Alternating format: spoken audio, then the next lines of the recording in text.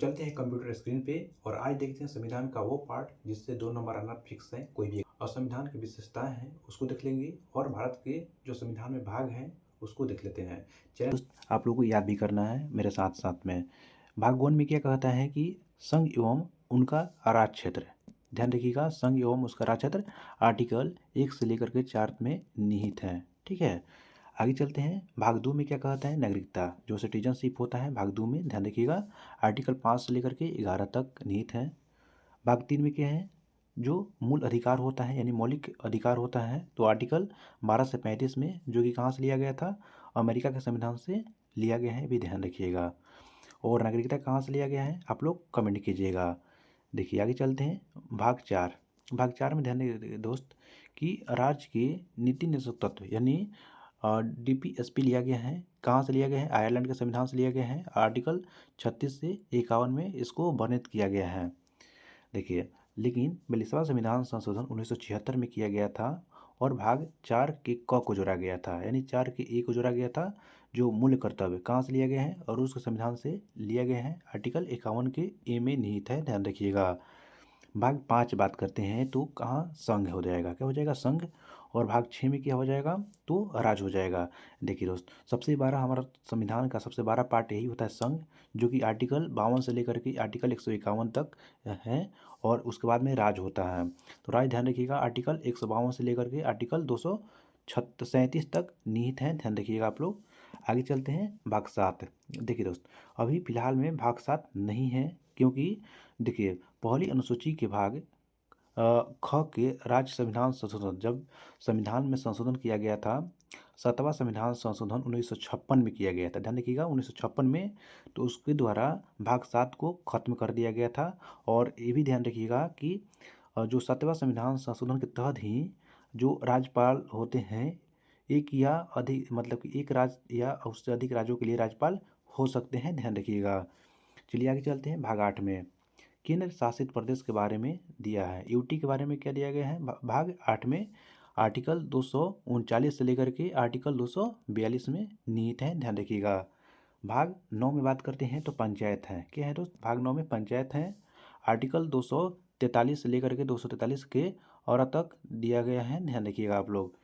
उसके बाद में 9 का ए, यानी हम नगर पालिका की बात करते हैं, तो नगर पालिका भी भाग 9 के क में निहित है। 9 के ख में बात करते हैं तो सहकारिता स्थित है, ध्यान रखिएगा, इसको भी बाद में जोड़ा गया था, और नगर पालिका को भी बाद में जोड़ा गया था, पंचायत को भी बाद में जोड़ा गया था, ठीक है, ध्यान रखिएगा। देखिए आगे चलते हैं। देखिए दोस्त, भाग 10 में देखते हैं बात, तो इसमें क्या है कि SC ST के बारे में दिया गया है, अनुसूचित और जनजाति के बारे में दिया गया है, ठीक है। भाग 11 की बात करते हैं तो संघ एवं राज्यों के बीच संबंध, यानी जो केंद्र सरकार और राज्य सरकार के बीच में जो संबंध होता है उसको दर्शाता है, भाग 11 दर्शाता है, ध्यान रखिएगा। आर्टिकल 245 से लेकर के आर्टिकल 263 में इसको वर्णित किया गया है। भाग 12 देख लेते हैं। 12 से क्या हो जाएगा, वित्त संविदा हो जाएगा, और जो और वाद हो जाएगा, आर्टिकल 264 से लेकर के 300 आर्टिकल में निहित है। भाग 13 देखते हैं। भारत के राज्य क्षेत्र के भीतर व्यापार, वाणिज्य और समागम जो होता है वह भाग 13 में है। कहाँ से लिया गया है, ऑस्ट्रेलिया के संविधान से इसको लिया गया है, और आर्टिकल 301 से लेकर के आर्टिकल 307 तक निहित है, ध्यान रखिएगा।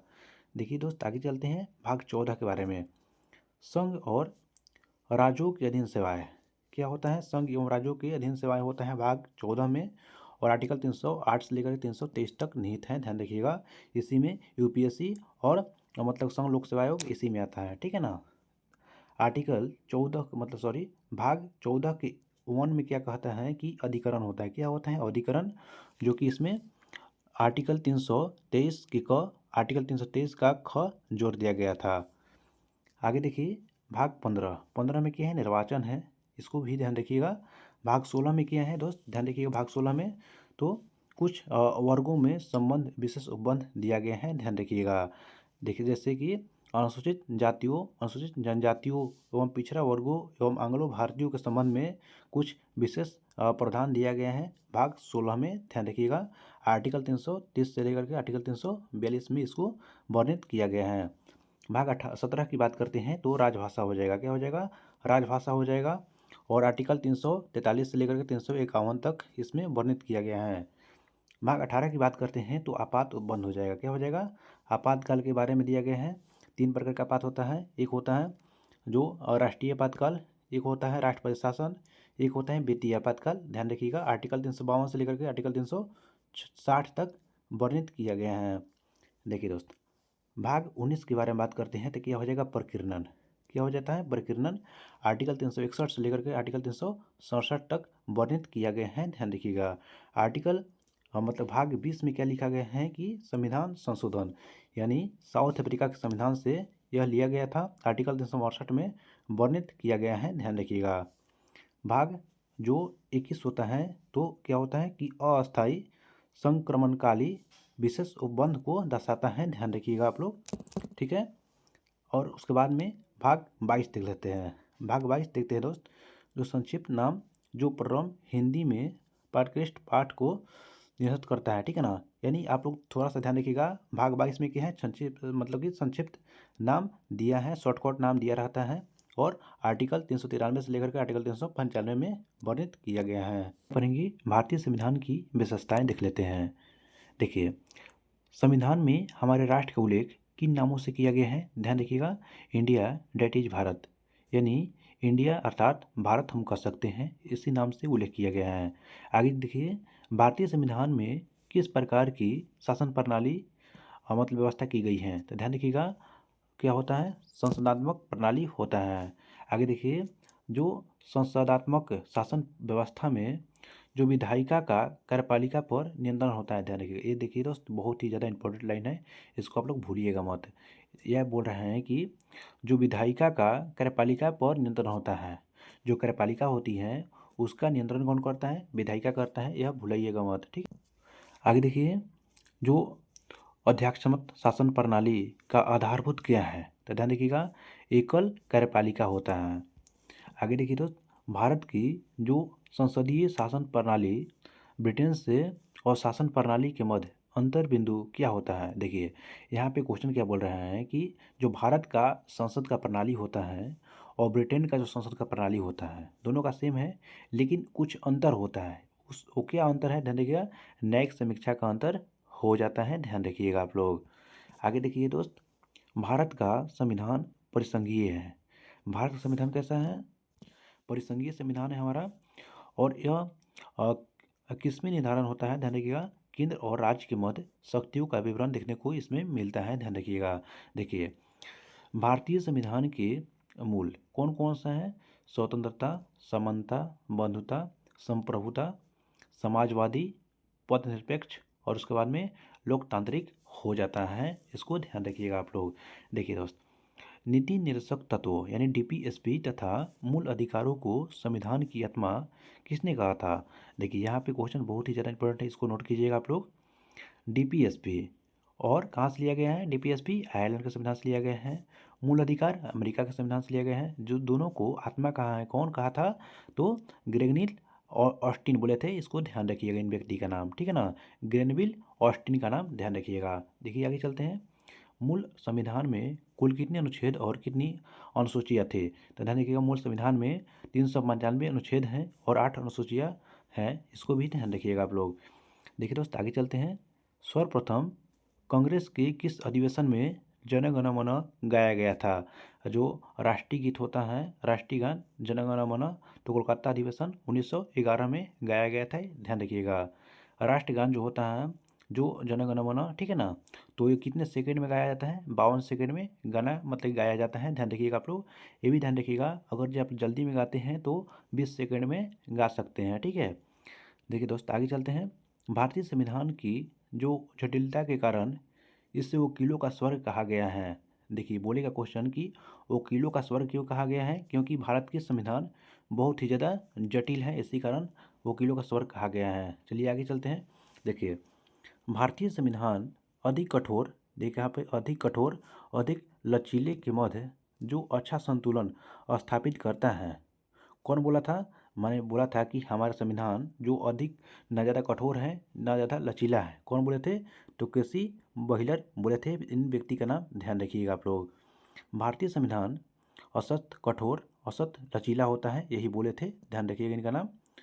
आगे देखिए दोस्त, भारत और संगठनात्मक राज्य है, यह किसने कहा था? तो ध्यान रखिएगा, यह केसी बहिलर ने किया कहे थे, ध्यान रखिएगा इनका भी नाम।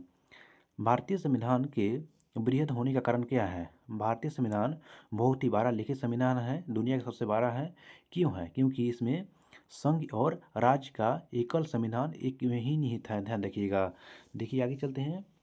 अपनी राष्ट्रवादी प्रतिक्रिया में भारतीय संविधान के निर्माताओं ने अल्पसंख्यकों के हितों में तथा भावनाओं के महत्व को कम करके आंका है। यह कथन कौन कहे थे? ध्यान रखिएगा इनका नाम जेनिंग्स, ठीक है ना, आइवर जेनिंग्स का नाम ध्यान रखिएगा। इन्होंने कहे थे कि अपनी राष्ट्रवादी प्रक्रिया में भारतीय संविधान के निर्माताओं ने अल्पसंख्यकों के हितों में भावनाओं को महत्व कम करके आंका है, ध्यान रखिएगा दोस्त, ठीक है ना। देखिए आगे चलते हैं। भारत के जो राजनीतिक सत्ता का प्रमुख कौन होता है? तो ध्यान रखिएगा, जनता। कौन होते हैं? जनता होते हैं, ठीक है। कौन मतलब कोई भी संविधान कितना भी अच्छा क्यों ना हो, यदि उसे जो मतलब चलाने वाला ही बुरा व्यक्ति हो तो संविधान बुरा ही हो जाता है। यह कथन कौन बोले थे? तो हमारे बाबा साहेब भीमराव अम्बेडकर जी इस कथन को बोले थे। देखिए दोस्त आगे चलते हैं। संविधान को जो संगठनात्मक के ढंग से नहीं ढाला गया है, यह कथन किसका है? तो ध्यान रखिएगा, बाबा साहेब भीमराव अम्बेडकर ही बोले थे, ठीक है। आगे देखिए, भारत की जो स्वतंत्रता के बाद भारतीय राष्ट्रीय कांग्रेस को अब राजनीतिक दल से समाप्त करना चाहिए, ये किसका कथन था? तो हमारे महात्मा गांधी जी का कथन था। बोले थे कि अब देश की आज़ादी मिल गई है, अब कांग्रेस को समाप्त कर देना चाहिए, ठीक है। आगे देखिए, भारतीय जो संघवाद को सहकारी संघवाद किसने कहा था? तो ध्यान रखिएगा, कौन कहे थे? तो ग्रेनविल ऑस्टिन का नाम ध्यान रखिएगा, ठीक है दोस्त। यही बोले थे कि हमारे जो डीपीएसपी और मौलिक अधिकार का आत्मा कहे थे, कौन? यही बोले थे, ठीक है ना, ध्यान रखिएगा। जो अध्यक्षात्मक शासन प्रणाली कार्यपालिका के समानता शक्ति निहित है, ठीक है ना, समझ शक्ति निहित है। देखिए ऐसे बोला जाता है, आर्टिकल 53 के तहत इसमें लिखा गया है कि जो कार्यपालिका की शक्ति होती हैं राष्ट्रपति में निहित होती हैं, ध्यान रखिएगा, राष्ट्रपति सर हो जाएगा, ठीक है ना। आर्टिकल 53 के तहत इसको लिखा गया है। मौलाना अबुल कलाम आज़ाद ने संविधान सभा में वयस्क मताधिकार को 15 वर्ष के लिए स्थगित करने की बात कही थी, ध्यान रखिएगा। देखिए तो आगे चलते हैं। भारत का राष्ट्रीय पशु कौन है? तो बाघ हो जाएगा। भारत का राष्ट्रीय पुष्प क्या हो जाएगा? कमल हो जाएगा। भारत का राष्ट्रीय पक्षी क्या हो जाएगा? मोर हो जाएगा। भारत के राष्ट्रीय ध्वज क्या हो जाएगा? तो मतलब कि देखिए ध्वज में बोल रहे हैं कि कितने मतलब चक्र में होता है, तो यानी कि 24 तिलियाँ होती हैं। कितनी? 24 तिलियाँ होती हैं, ठीक है। चलिए दोस्त मिलते हैं नेक्स्ट वीडियो में, अभी तक धन्यवाद।